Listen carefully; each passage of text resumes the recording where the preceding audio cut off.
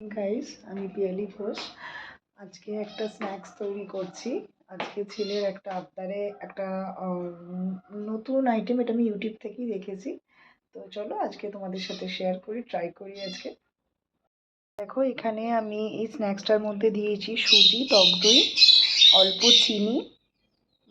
Marinate করে নেবে, নিয়ে সবজির মধ্যে দেবে এখানে পেঁয়াজ, কাঁচা লঙ্কা, ক্যাপসিকাম, টমেটো, গাজর আর কাঁচা লঙ্কা। এইটা দিয়ে হালকা করে ম্যারিনেট করে, হালকা গোলমরিচ অল্প দিয়ে, নুন আর একটু চিনি দিয়ে দেবে, যেহেতু টক দই দিয়েছো। এটা দিয়ে আর কিচ্ছু দিতে হবে না এর মধ্যে। দেখো, ফাইনালি আমার রেডি রেসিপিটা। ঠিক জিনিসটা এরকম হবে।